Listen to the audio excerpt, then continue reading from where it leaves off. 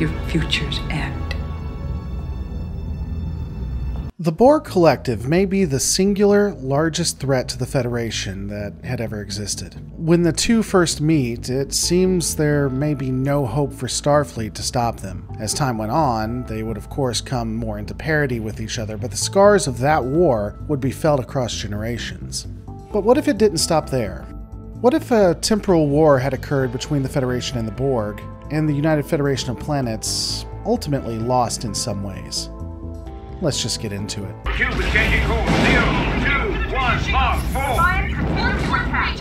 Flag to Starfleet Command. We need reinforcements. Before we go too far, I'll give a brief recap on the Borg and the Federation. The Borg are effectively a different side of the same coin as the UFP. The Collective wish to bring perfection to the universe. They wish to improve the lives of the entirety of everyone, of everything, by assimilating them. Anything that can be found in the universe will become the Collective and have a homogeneous culture. They remove all wars, most all pain, and have consensus. The Federation wishes for people to live similar, happy lives, but they just have more meaning. It's more an individualistic freedom than that of a collective one. And when I say individualistic, I'm talking more in a general sense now. Definitely, they would have more than the Borg. The individual freedoms they speak of would be for citizens to live their own destiny and fulfill their own lives. This does have discord, it has pain, it has wars, but it allows one to find what they want. Again, generally. These two ideologies cannot exist next to each other, of course, and this is where we come into conflict. The two organizations have either been in a Cold War or active war ever since first contact. You introduced us to the Borg. Thank you very much. Thanks so much, Q. But, like I was saying before, maybe the Borg won. Alright, let's do this one last time. Breaking this down, we have to understand a few things. First, the Federation, or some form of it, has been in several different temporal and even multi-universal wars. They have fought other temporal powers across time to ensure the survival of their own government, and that of others. We also know that other powers have existed with similar goals, not to protect the Federation necessarily, but their own interests. The Krynom were a prime example of this. We also know that there have been several scuffles between the Federation and the Borg, whether this is at the Battle of Sector 001 or across time itself. And based on the evidence that we see, the Borg did change the Federation. Forever. Fans of the entirety of the Star Trek franchise, and those that aren't caught in the past, are well aware of the disparity that we see between Star Trek the original series, the early seasons of Star Trek The Next Generation and Deep Space Nine, and effectively the rest of the franchise. There are a lot of contradicting things that can be observed. As an example, the original series has technology that is nowhere near what is observed in Strange New Worlds. We see in the original series the design of the ship, the uses of buttons and sliders, whereas there's a lot more touch panels, LEDs, and holographic technologies in Strange New Worlds. We do know that Strange New Worlds takes place before the original series, and so why are these so different? Additionally, the Sovereign doesn't seem to play a role in the Dominion War. Why? Certainly, a lot of the models would be kept in the back to defend against any major incursions, but at least some of them would be on the front lines. It doesn't make sense.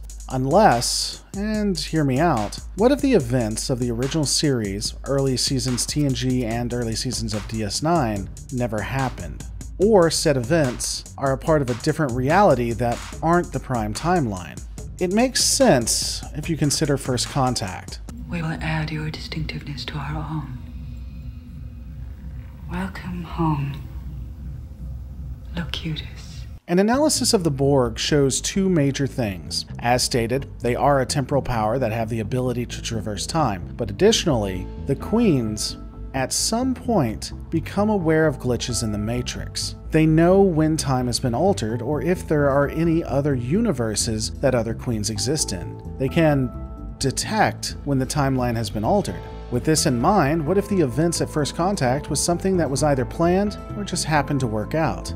Think about it. During an attack on Sector 001, the Collective, after losing that battle, went back in time in an attempt to assimilate Earth. The Borg once again get completely trashed and debris from the Collective impacts Earth. This technology is discovered by the United Earth and likely obtained by Section 31. However, what humanity could not have known is that Borg technology assimilates everything it touches, whether you're reverse engineering it or you're about to get attacked by a drone. This holds true in canon when we see that assimilated Borg drones have the capability of passing off genes that are specifically Borg-related, that allow the progeny to interface with the collective. Hell, it doesn't even have to be someone born. The use of technology can be modified to begin inserting Borg implants into people, like what's seen in Star Trek Picard. What if all this reverse-engineered tech has nanites that begin to infest and change people on a molecular level, and they don't even know it?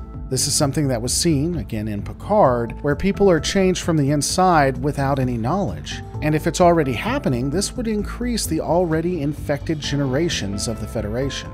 Again, everything fits when you consider the influence of the Borg in only a few short decades after the events of First Contact. That's how we go from original series tech that looks like this to this. But it's not only the update in the machines that we see this happening. It can be observed in the cultural shift in the types of technology that are created, specifically AI, which would ironically lead to a fear of AI in the next generation and moving forward.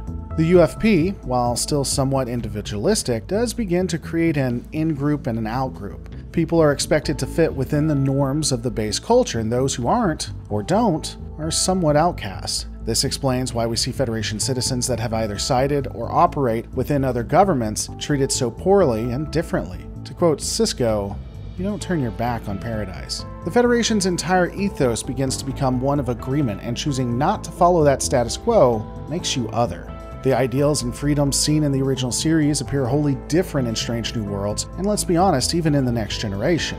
And everything that is created by the engineers, by the citizens of the Federation, takes a more sinister tone as well. Control, an autonomous AI constructed by Section 31 to safeguard its own citizens, is a prime example. This artificial intelligence would have the exact same features of the Borg, up to and including assimilation of entire beings. The defeat of Control would not mean that we don't see more and more movements towards the Borg either. In the Next Generation, Deep Space Nine, Voyager, and others, the Federation is becoming more and more focused inward and expanding their beliefs and ideology outward. Again, this isn't to the extent of the actual Borg, I'm not saying that, but it is a slow, methodical march in that way. It ultimately culminates in the automation of the entirety of Starfleet, which nearly destroys the capital of the Federation. Though it wouldn't be the end, not for the Federation, and especially not the Alpha and Beta quadrants. That was a little far-fetched. The Temporal Wars were, or maybe are, depending on how you want to look at it, complicated. The impact of the Borg is as well. We know that the collective have been largely defeated, reduced to near nothingness, but that doesn't mean that their legacy doesn't live on.